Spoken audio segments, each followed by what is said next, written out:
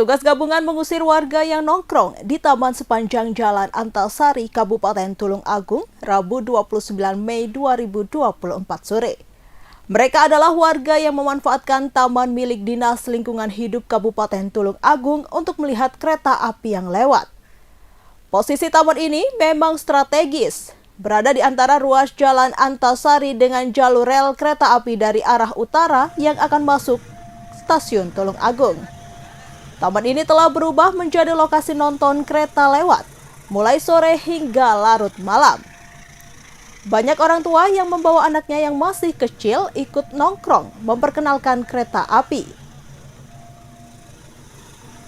Bahkan muncul banyak warung dadakan yang membuat suasana semakin semangat.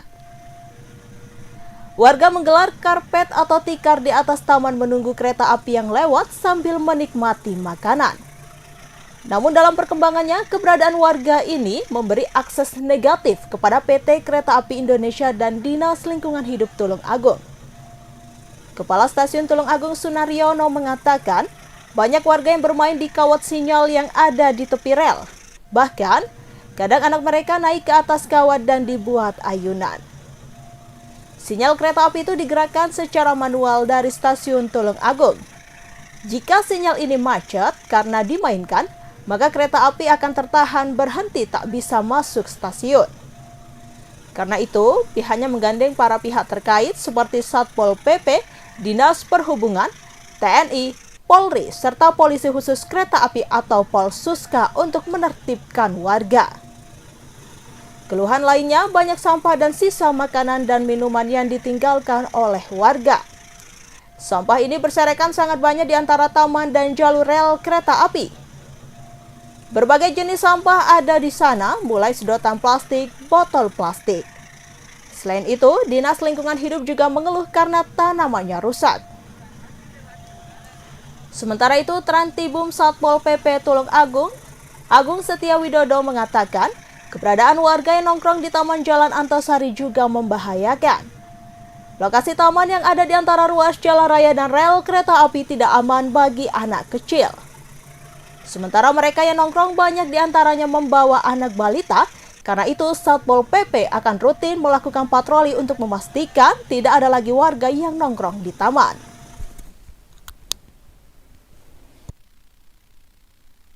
Beberapa OPD terkait Mas dari TNI, Polri, Dishub, LH, DJKA terkait dengan penertiban banyaknya kerumunan massa atau orang yang berkeinginan untuk melihat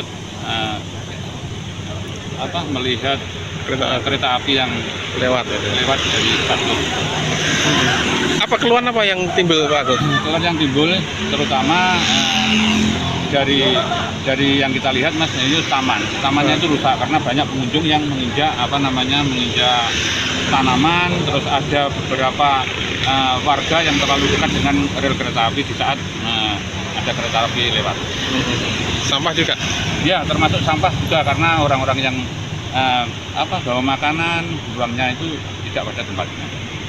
Pak, ini kan sering bercanggihan warga, masyarakat ini apa? Gimana Mas?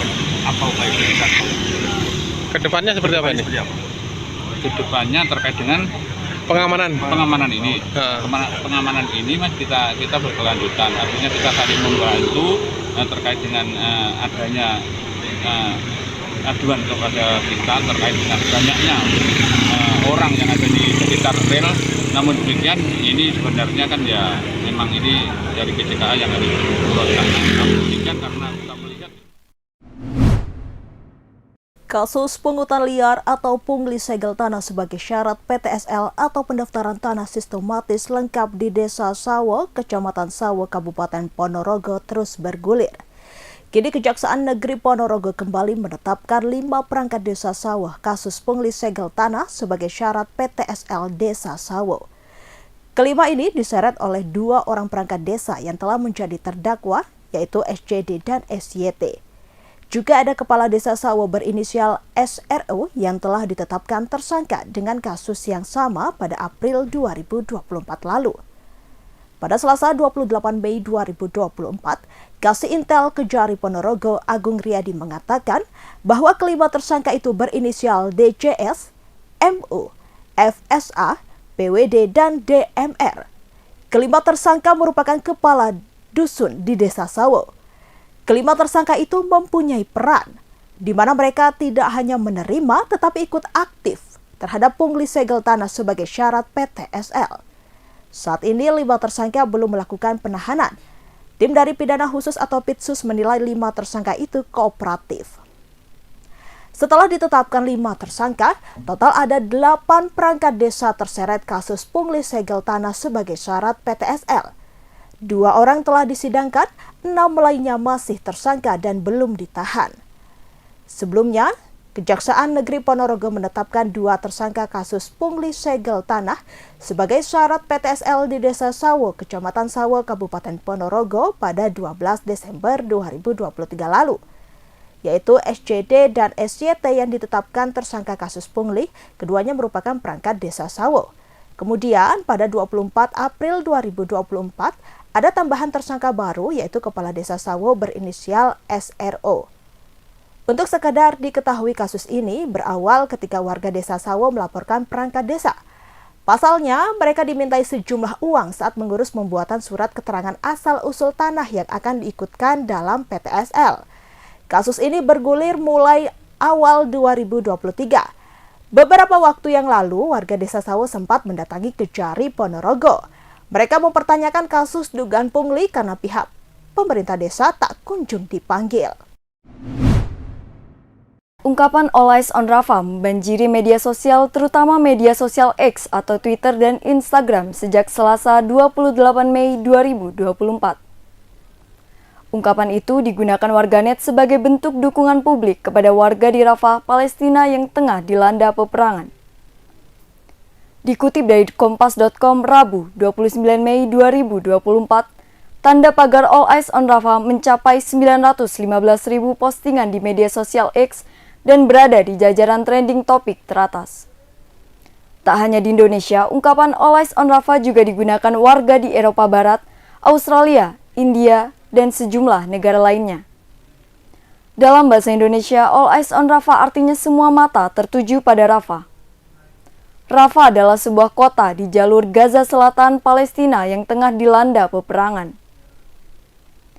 Banyak warga di kota itu mengungsi setelah diserang bertubi-tubi oleh Israel.